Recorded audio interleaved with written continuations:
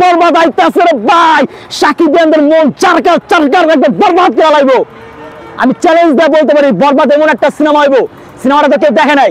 Just আমি একটু খালি দুইটা লাইন গল্প শুনছি শাকিব খানের ক্যারেক্টারটা, আর ভাই এটা দেখে যেটা মনে হয়েছে এই সিনেমা শুধু মানে কি বলে, শাকিব খান তো already global star, mega star, কিন্তু বরবাদ সিনেমা দেখার পরে সবাই একটা কথা বলতে বাধ্য যে শাকিব খান শুধু গ্লোবাল স্টার নয়, বরং শাকিব খান সারা বিশ্বের সুপারস্টার, এন্ড শাকিব খান জাতীয় স্টার, বাংলাদেশের জাতীয় কিং খান। বইয়ের পাতা পাতা তার নাম লেখা থাকবো শাকিব খানের। বরবাদ নাম দেখি দেখছেন, আরে মাথা নষ্ট করে ভাই, একটা প্রত্যেকটা রোমিও জুলিয়েটের লাইফের বরবাদ করা লাগবো। এত সুন্দর একটা স্ট্রংলি গল্প যা বলার বাইরে। ভাই আমি একটা কথা বলে দিলাম, চাপাবাজি যারা করে, চাপাবাজি করে কিন্তু ব্যবসা করা যায় না। পাবলিক কিন্তু এমন মনে করেন যে ওই আগেকার 90 দশকের নায়িকা, এটা ডিজিটাল যুগ, জ্ঞান জ্যাট। অতএব এই ডিজিটাল যুগে পোলাপাইনরা সব দেখা দিচ্ছে কি করতে পারে, এইসব চাপাবাজি রে শেষ করার মতো 5 মিনিটের ব্যাপার ছাত্রদের। অতএব একটা কথা বলে নেই, মেহেদী হাসান রনি ভাই কোনো চাপাবাজ না ভাই। ওনার কাজ দেখছি আমরা, নাটকের কাজ দেখছি, সিনেমা তো বেশ কিছু মানে সিনেমা ফটোগ্রাফার কাজ দেখছি, বিজ্ঞাপনের কাজ দেখছি, উনি নিজে একজন ভালো অভিনেতা। সেই জায়গা থেকে পরিচালকের প্রতি আমাদের বিশ্বাস আছে, দৃঢ় বিশ্বাস, শুধু বিশ্বাস না দৃঢ় বিশ্বাস আছে। সো উনি শাকিব খানদেরকে নিরাশ করবেন না।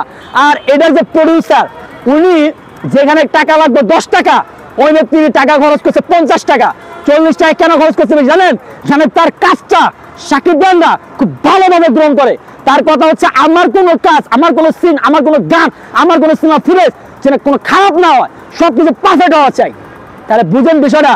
অনেক ডিরেক্টরে দেখছি, অনেক প্রডিউসারে দেখছি, সিনেমা কয় যে মালদ্বীপে শুটিং করবো, জায়গা কক্সবাজার, জায়গা সিলেটে, কিন্তু এটা পুরোটাই শুটিং করতে হবে বোম্বের মতো একটা শহরে, যেখানে রণবীর কাপুর, শাহরুখ খানের রাষ্ট্র, যেখানে শাহরুখ খানের জন্মস্থান, যেখানে শাহরুখ খানরা থাকে, ওই জায়গায় শুটিং করতেছে। পুরো সিনেমা শুটিংটা ওই জায়গা।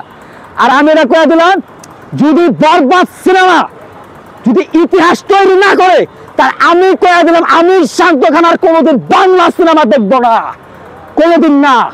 ঠিক আছে, আমি শান্ত খান কয়ে দিলাম, যদি বরবাদ সিনেমা ইতিহাস তৈরি না করে, তাহলে আমি শান্ত খান আর কখনোই সিনেমা দেখবো না। এমনকি শাকিব খানের ভক্তও থাকবো না। কারণ শাকিব খান আমরা একদিন দুদিন ধরে ভালোবাসি না, প্রায় 1 যুগের বেশি হয়ে গেছে।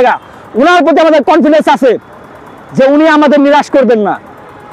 প্রিয়তমা আছে, চিন্তা করি যে কোন এক রাজপুত্র পঙ্কিরাজ ঘোড়ায় চড়ে আসবে আর এসে বলবে, ইতি তুমি কি আমার প্রিয়তমা হবে। মানে আমাদের গ্রামার কোন প্রিয়তমা, মানে বুঝতে পারছে ইতিকা পালাইতেছে। আর ডান্সের লাইক আইটেম গানে যে উড়া লাগে উড়া দুরা, এগুলো ধামাকাইতেছে রুসা জানের লগে। এর আগে আমরা দেখছিলাম 2018 সালে নাকাব, শাকিব খানের লগে নাকাব সিনেমা দেখছিলাম। তো এবার আইতেছে একটা আইটেম গান লয়া। আর এই সিনেমার মধ্যে এমন একজন ভিলেন আছে বাংলাদেশের, মানে আমি একটা কথা সবসময় বলি যে সাকিব ভাই মানে ওই ভিলেন, আর ওই ভিলেন মানে সাকিব ভাই। হিরো চেঞ্জ হয়েছে, নায়িকা চেঞ্জ হয়েছে, কিন্তু ওই ভিলেন ঠিকই রয়ে গেছে। হ্যাঁ ভাই সবাই বুঝতে পারছেন, নাম আমার টারা, মার্বেল দেয়া করে মানুষের চান্দি ফুড়া, বুঝেন নাই ব্যাপারটা এরকম। এ হচ্ছে কথা।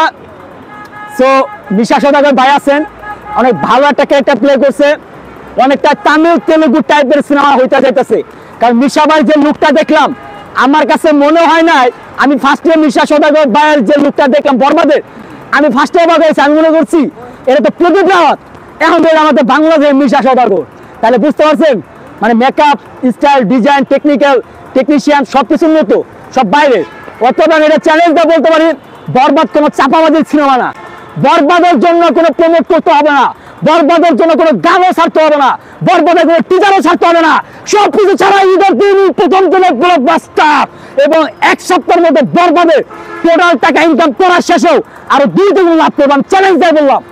কারণ বরবাদের 2 টাকা 3 টাকার সিনেমা না, 2 পয়সার সিনেমা না। যে অনেক ডিরেক্টর হয়তো আছে চাপাবাজি মারে, সিনেমা বানায় 3 কোটি টাকা দিয়ে 10 কোটি টাকা, এটা আপনারাও জানেন। কিছুদিন আগে তো ধরা খাইছে, এটা বলতে চাই না।